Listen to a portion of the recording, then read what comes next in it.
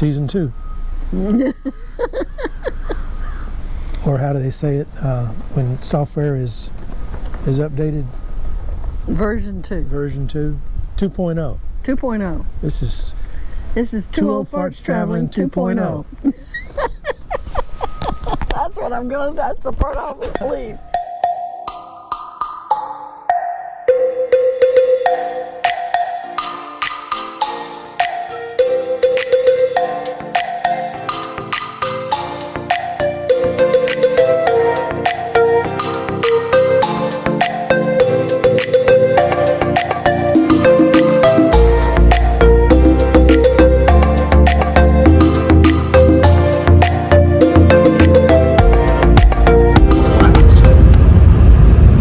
Once again, it does start October 1st every year.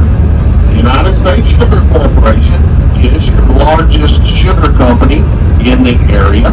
They have 220,000 acres of sugar cane, and they also process the sugar cane of about 25 other independent growers in the area. Growing season for sugar cane, especially one of the 32 different varieties that are grown in the Clewiston area, is 12 to 15 months. Usually it takes about a full 12 months for the cane stalks to get tall enough to worry about harvesting, and then they take 1 to 3 months to get around to doing the other things that are necessary to harvest, such as burning off the rest of the field. They burn off all of the vegetation that they can that's extraneous. Then they come in and harvest, and the harvester cuts up each of the cane stalks into foot-long chunks that can be processed more easily.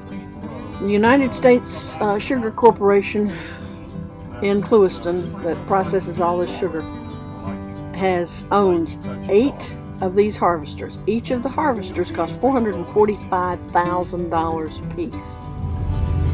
And once again, the harvester originated in Australia. The company that actually manufactured them in Australia was the Camco Corporation. The Camco Corporation actually sold out to Case International. So they are manufactured here in the United States. Of course, that is a John Deere. We'll be in the John Deere green. Oops, we're going too far now. There we go. How long is a work day?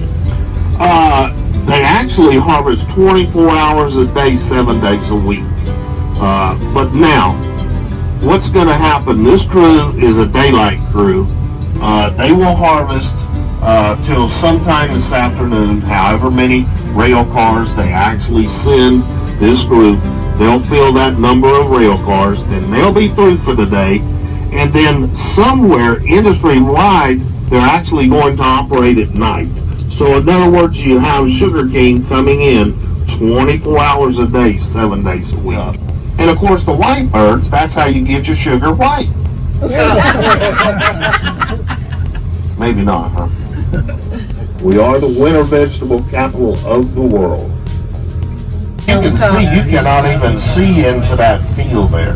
There's 220,000 acres of cane in the Clewiston, Florida area, and that's what they're producing at the United States Sugar Corporation. That plus 25 other independent growers in the area. They process the sugar for those growers too. So how long does it take to learn how to work one of those things? Yeah. Depends on how slow you are. There you go. Good answer. Good answer. Me, it'd probably take a long time. Are they able to pick that rail up that they run over? Oh, yes. Yes. You see the forks on the very front of the harvester there? It can pick it and stand it right back up. Look at the birds.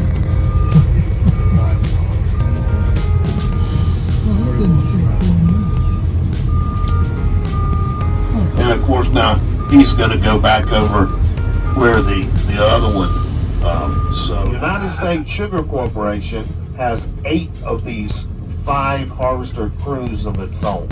So in other words, they own 40 of those harvesters. I have heard that they were gonna put a 9th one on, so I don't know what they have yet. And there are 10 tractors with 3 wagons each behind each one of the tractors. The burning helps to produce, to put the nitrogen back into the soil, so they have to wait until after the burning before they test the soil to find out whether or not it needs any nitrogen or what other kinds of nutrients it needs. Right now, they have not done that. They actually process it for the sugar.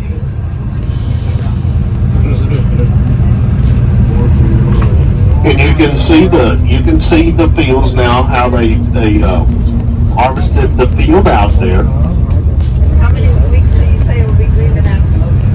About 2 weeks. You'll come back and you'll see it actually growing again. Yeah, he's actually rolling it back down into the ground, and then they'll bring furrowing plows out, and they'll start pulling the soil back up around the sugarcane stalk. And that just a couple of drops of the diesel will be enough to spread the fire. That'll only last for about 20 minutes. It's completely monitored by the EPA, and permits to burn have to be obtained prior to any burning process.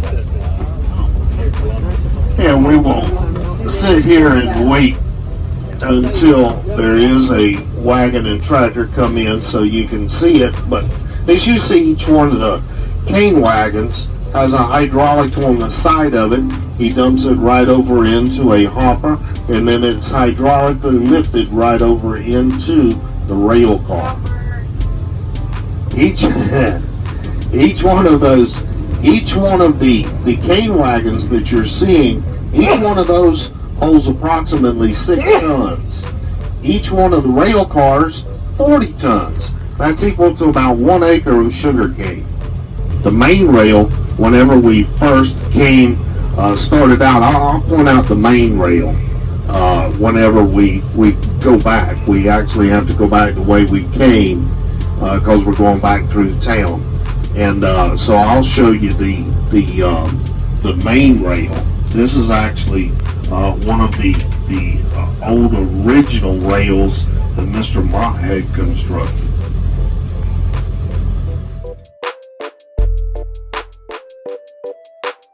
To go back to your question there, how much of our sugar domestically?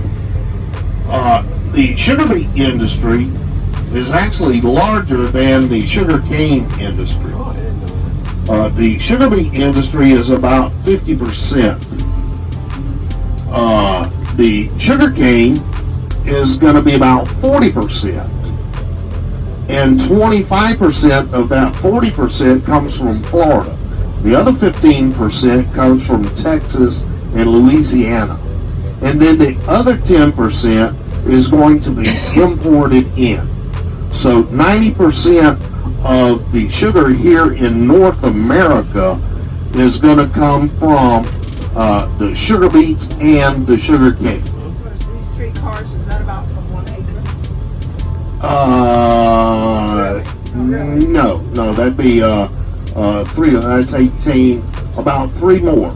Each one of those rail cars can hold about 6 of those, Okay, 6 of those for an acre. Yes, ma'am.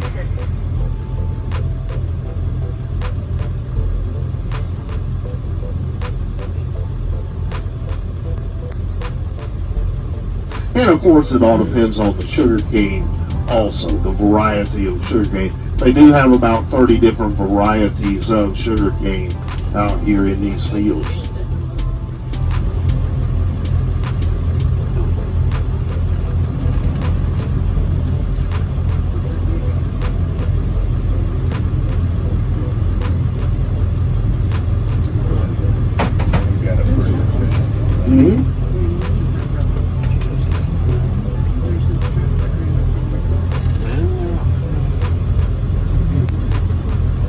then now he gets to start that trip back to the field again.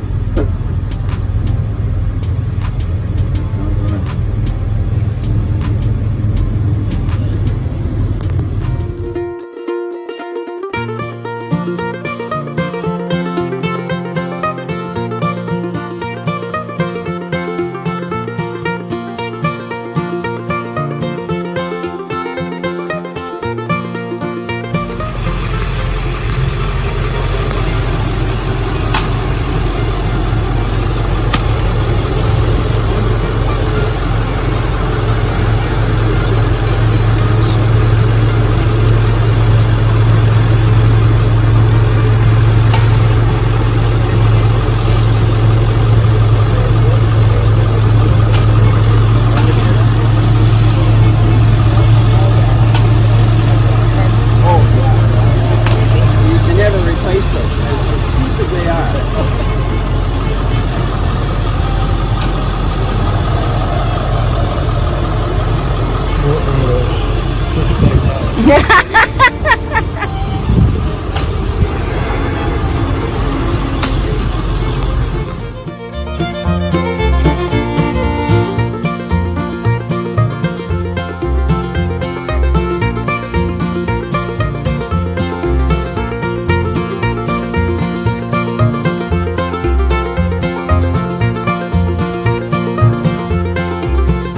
Coming in, so they have still some employees working here.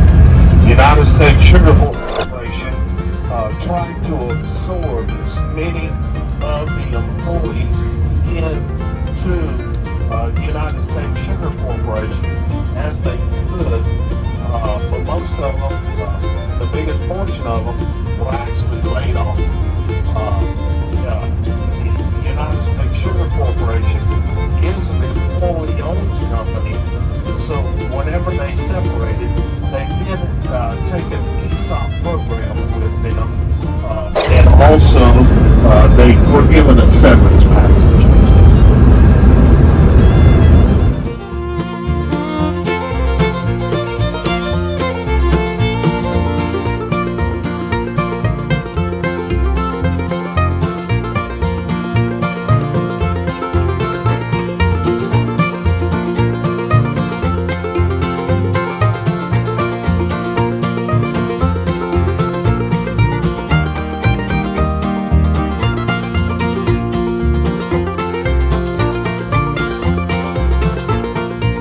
That is the leftovers from the sugarcane process.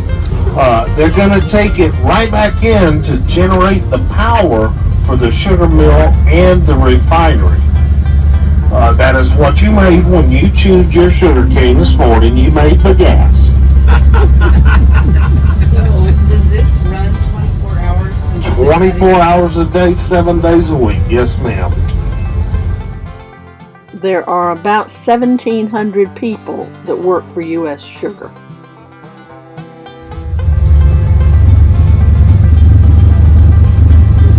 See all the big ass over there?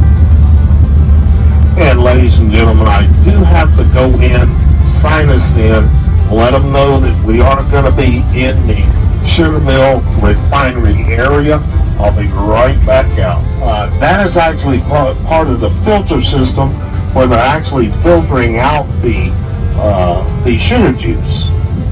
Now, 1 foot stalk of sugar cane, like I gave you, it's actually called a billet. Those billets are being brought in and back of the sugar mill refinery. We'll go back there in just a few minutes. They're shredding it completely apart. It's going to look like mulch. They're going to squeeze the juice out of it. They're going to add water back to it, taking as much of the juice out as they can. The residual is going to go out on the residual pile. The juice, about 4,000 gallons per minute, is going to go in to be lined. They actually have to line it.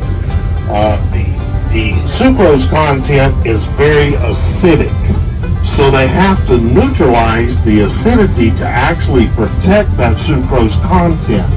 If they don't, it's actually going to produce more molasses than it is the actual sugar itself.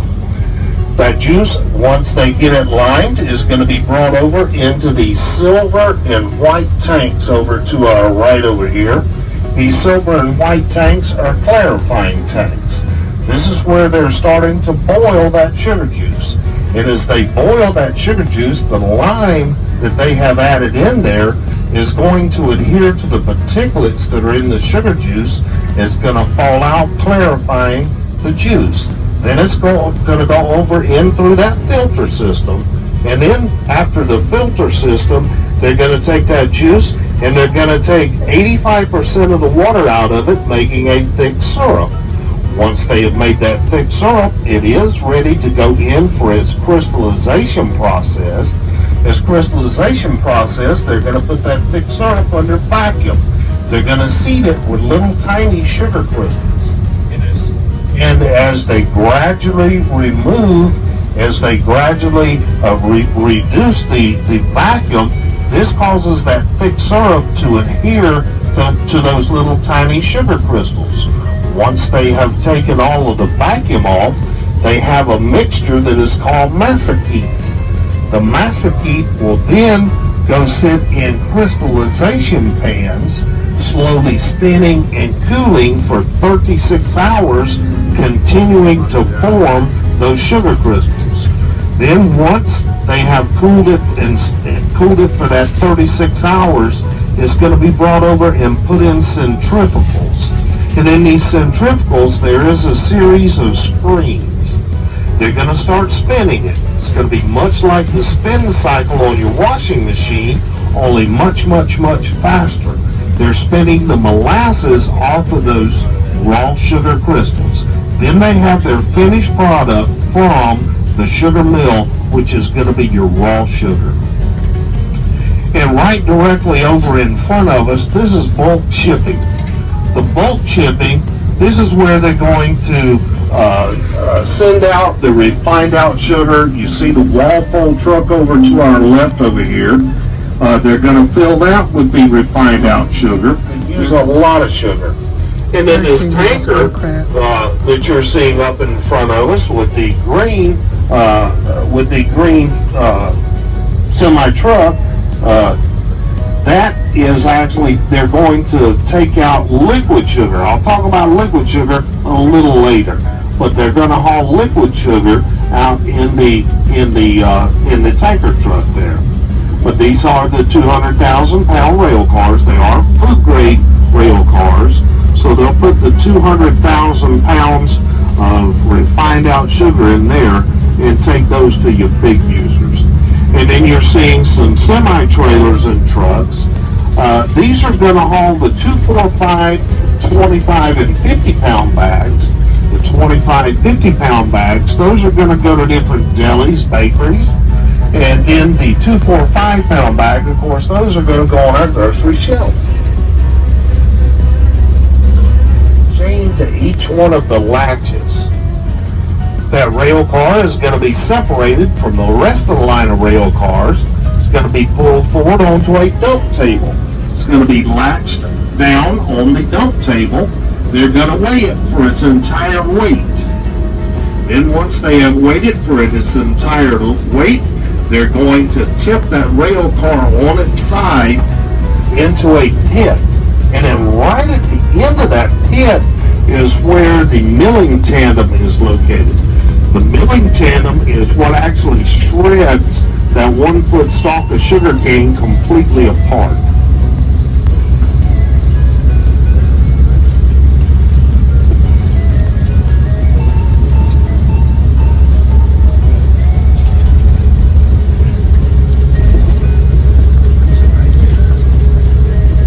Takes a minute for the rail car to actually stop rocking back and forth because they pulled it onto a weight table.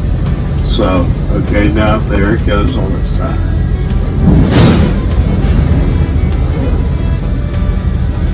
The front two have been pulled. They'll pull the third one as soon as it levels off enough in there.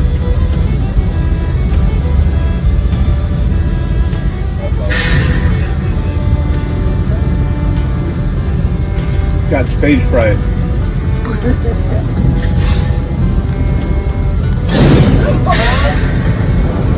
There he goes.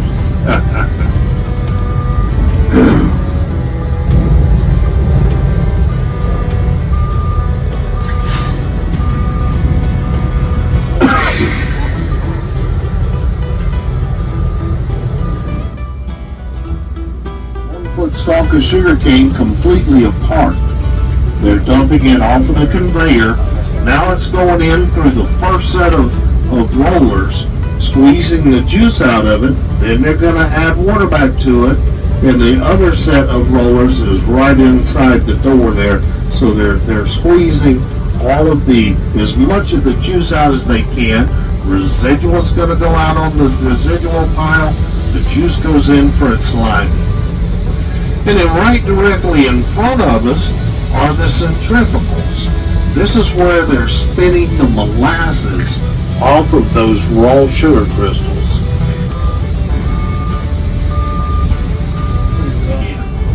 And then that liquid is going to be brought over into the pressure filters. The pressure filters are going to remove any remaining impurities. I'll talk about the remaining impurities in just a minute. As soon as they take all of the remaining impurities out of it, then the clear 76% solid bubbly mixture is ready to go in for its crystallization process. Once again, they're going to take that 76% solid bubbly mixture, they're going to put it under vacuum, and as they gradually reduce the vacuum, this causes the sugar crystals to start forming. Once they've taken all of the vacuum off, and if they form those sugar crystals, they're going to take the mixture, they're going to put it into centrifugals. In these centrifugals, they're going to spin off any remaining liquid. That remaining liquid is going to be your liquid sugar that we saw the tanker.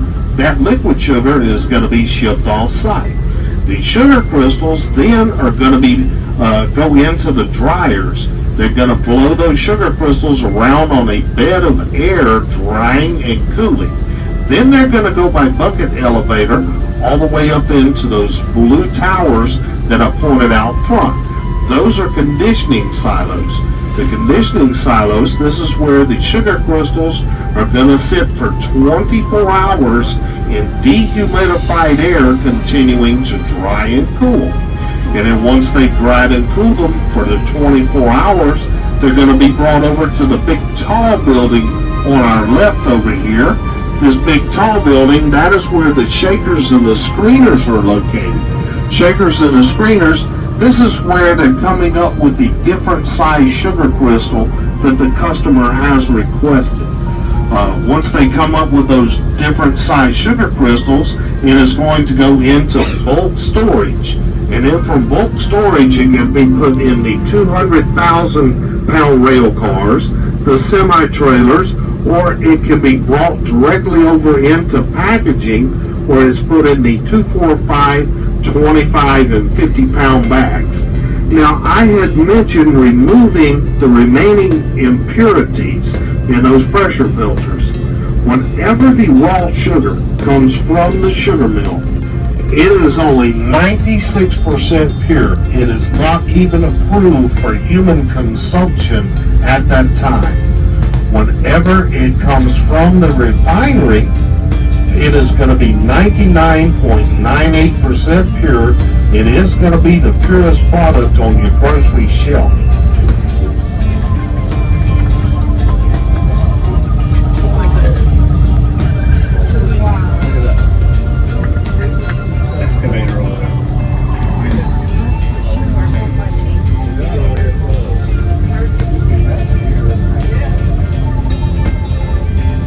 And once again, ladies and gentlemen, this is your finished product from the actual sugar mill itself. This is your raw sugar.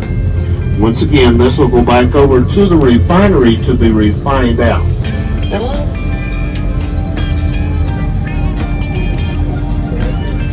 But as far as filling up this building, folks, they only got just a little bit more to go on this building. They'll only come to the opening of this door on our right and our left. That is over. They put it in the hopper over on our left over here. and that sends it back over to the refinery.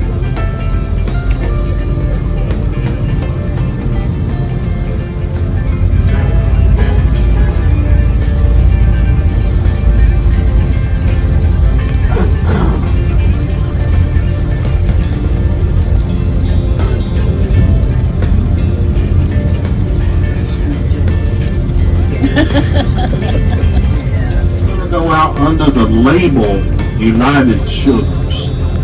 The sugar beet industry up in the Midwest, the sugar beet industry actually markets United States Sugar Corporation sugar for them. They have formed a partnership. It's called United Sugars. So the label, a lot of it's going to go out under United Sugars. And ladies and gentlemen, that building that we were in is 1,700 feet long, 70 feet wide, 43 feet tall. They will produce approximately 850,000 tons during the harvest season. That is where the starch factory was located.